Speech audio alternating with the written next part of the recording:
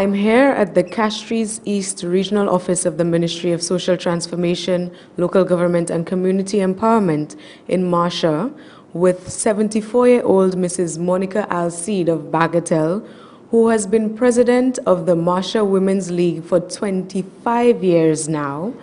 Mrs. Alcide has been an MBE awardee, a member of the British Empire, awarded by Her Excellency Dame Paulette Louise.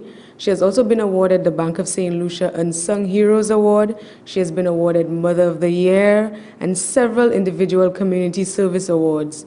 Additionally, under her leadership, because she is also president of the Club 60, under her leadership, the Club 60 has won 12 gold medals at the Senior Games in a space of 3 years.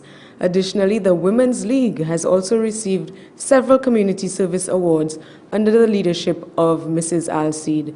She's described as a very patient leader, very proactive, very calm, a unifying force in the community. And we're here to speak with Mrs. Alcide to find out a little more about her stint as president, a very long stint as president, and why the members of her organization and the community do not want her to give up the mantle and want her to continue working in spite of her own personal conditions, in spite of her family situations. They just keep wanting more of Mrs. Alcide. So today we'll speak with Mrs. Alcide and find out what it is about this special lady that the Marchand community just cannot get enough of. I am somebody that always like to work with community from youth, because I was a Girl Guide. I take part in many sports in my youth. Because of the guiding, and so I had this in me, and it helps me to be a part of community service. Okay, so tell me, how did you get involved in the Marchand Women's League? Oh, it was one day this Miss Philipsia Joseph, she met with a group of us, and she was speaking about, because we had no groups in the community, so we started the Women's League. We was getting help from Mrs. Rock, Mistress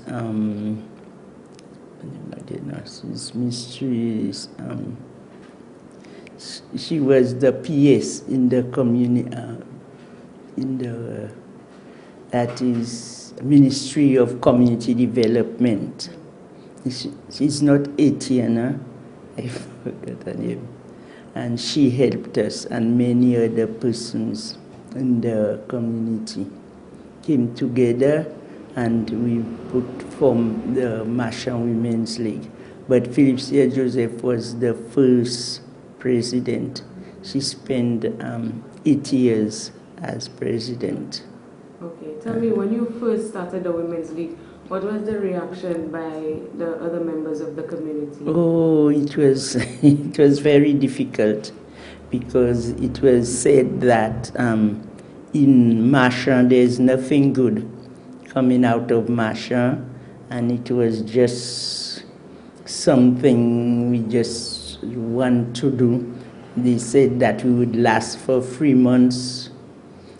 Some said 6, some said they give us a year when we started. But praise God, it's not what they say. It was our determination to go through. And it is 35 years since we are in operation. So we are very happy. How many of these 35 years have you been president of the league? Oh, I started the 11th year, no, the 10th anniversary. Yes, Mrs. King spent a year as president, and afterwards they elected me as president. In those years that you have served as president, what would you say are the most memorable activities? What stands out in your head that you undertook within that time? When we started with the group, for our fundraising, we was having coffee and fish cake sale. We was having, sometimes we used to go at the home where the young ladies, the wayward ones, we started there also raising funds to help them with the building. For them, we was having these concerts. We was having free concerts a year to raise funds. We was having fun walk, pick a block, yeah, and a lot of different things we were having. Tell me about your involvement. I understand that the Human Resource Center that's now in Castries East or in Entrepot was a brainchild of your organization. Oh, yes. Tell me about that. Yes, it was the brainchild of the Marchand Women's League from the time of 1980, 89. After the hurricane, we had a tough time on hand because we were the first Hurricane Disaster Preparedness Committee. It was being headed by Mr. Calix at that time. And they even sent us patients from Victoria Hospital. We had at the parish center, a good few of them. And after we went over to the Entrepot school, it was terrible because even some of them said that they wanted privacy and all these things. You know, we are a nation, many of us likes to complain, though we are trying to shelter them. But it was a lot of pulling and tugging. But praise God, we stood up. 15 days before the government joined us, we had already raised funds and we had goods to help them. Whilst we was at the parish center, we had many things that we put together and we helped those that we were there. And the Salvation Army and the government chipped in and helped us for the other days that we were there. Okay, so out of that came a desire to establish a proper human resource center in Marshall? Yeah, then we had this with the minister at that time, which was Peter Josie, at that time was the minister of government for the Castries East, and he suggested that we started it was not a human research, it was multi-purpose center.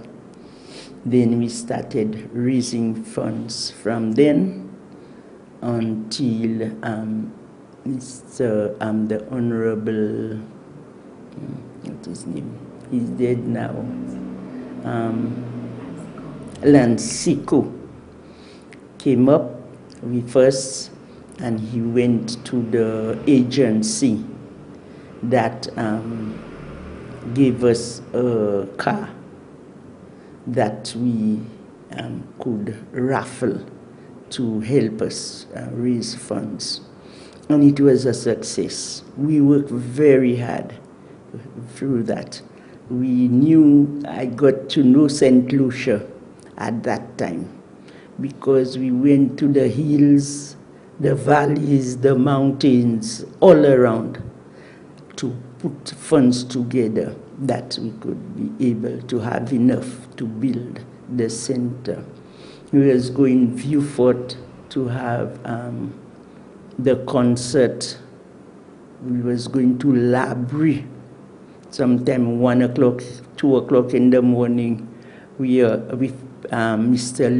Raymond Louisi helped us a lot. He was transporting us, and sometimes we hire a van to go with all the members. because when you're having these shows, it's different members, different characters, then they fit in to have the play. Yes. How many members did you have then versus what you have now? Oh, at that time it was very large. It was about 40 of us, grown-ups. We didn't have, and at that time, within that time, Miss Joseph had a group, youth group, to join to come up with them to that we can train them. But you know, the pulling and tugging again, they fall apart, and they was there around a year and a half. So. Mm-hmm. And you survived. Yes, but we survived, the grown-ups, because the whole thing is unity. The whole thing is prayer. The whole thing, you must be able to keep a group. The leader must be somebody that is patient. You must have a vision to know what you are about. If you go according to pulling and tugging and things falling apart and so, you will not succeed. But once you are patient and you know how to do the human research thing to liaise, you see, the youth, we were trying to bring them back to the group to help us, because many of the members now, a lot of them have passed away. So we are very few in the group now. It may be about 14 or 15 of us, but we are still holding on, we are still strong. The matter is, if we could get the young people, not bound to be youth, but the people to get interested, because we have planted a seed, and it is blooming. It has been, and it's bearing fruit. When we had this thing with government, we send the letter to the government asking them to match our funds when we wanted to build the HRDC. It passed about 3 or 4 budgets, and praise God, at that moment, it is 12 years now since the HRDC was built, and by Mr. Philip J. Pierre, Honorable Philip J. Pierre, went to Europe to get the funds to help us to build it, and we are thankful for that.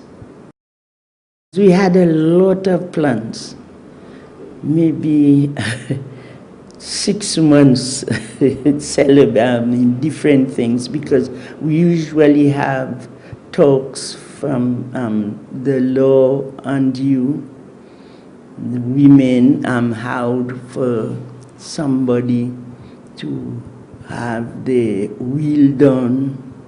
We invite the lawyers to come and give us a lecture. We invite health, the people from the health to come also.